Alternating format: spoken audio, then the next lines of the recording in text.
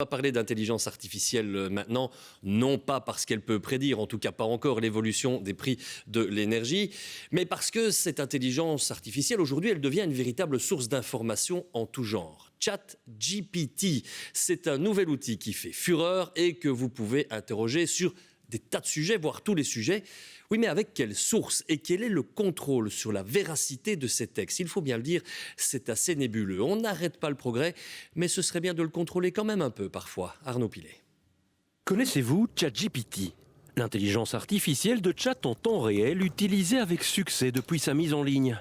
Elle comprend et répond naturellement à vos questions et demande d'aide. Ce que j'en fais de ChatGPT, c'est essentiellement de la génération d'articles ou de dépêches qu'on utilise à des fins de marketing, mais aussi mes collègues l'utilisent pour écrire du code beaucoup plus rapidement, ce qui permet d'épargner des heures de travail à nos collègues. Donc je vais simplement taper ma question.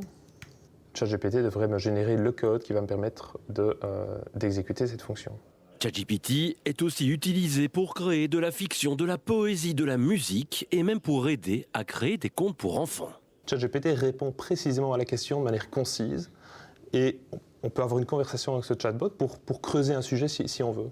Mais comment ça marche? Pour en savoir plus sur son fonctionnement, nous lui avons posé la question. ChatGPT me répond, vous devriez contacter un expert en intelligence artificielle. Nous avons suivi son conseil et rencontré un expert en traitement du langage naturel de l'ULB.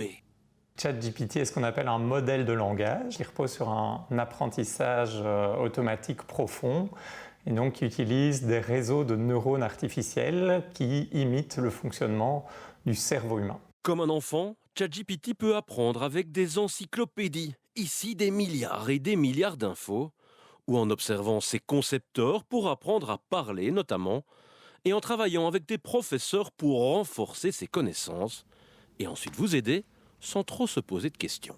Il n'y a pas de dimension éthique codée en soi dans ce modèle. En refusant quand même, par exemple, de répondre à des requêtes qui seraient totalement inappropriées, mais ChatGPT ne va pas refuser de fournir une dissertation à la place d'un étudiant parce que ce serait de la triche. Capable de tout, mais est-il capable d'inventer aussi n'importe quoi? Selon ChatGPT lui-même, pas du tout.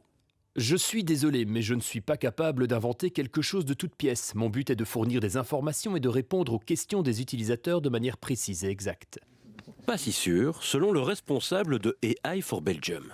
Il vous formule une réponse qui a tous les éléments de crédibilité, mais on ne sait pas quelles sont les sources qui ont permis d'émettre cette opinion ou cet avis. Qui sont ces personnes qui supervisent ? C'est une vraie question qu'on peut poser. Par qui sont-elles payées? Est-ce qu'il y a une influence possible là derrière? Pour éviter les dérives, l'Union européenne veut adopter l'AI Act. Cette réglementation vise à garantir une utilisation éthique et responsable, tout en encourageant l'esprit critique de l'utilisateur. Donc on recoupe différentes sources. On regarde la formulation logique des arguments. Dans un monde où on est confronté à plein de nouvelles, éventuellement des fake news, éventuellement de l'influence. On doit aussi acquérir et maintenir ses compétences plus que jamais. ChatGPT est une petite révolution à surveiller dans le monde de l'intelligence artificielle.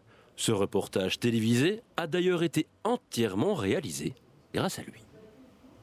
Avec un vrai journaliste et des vrais techniciens quand même.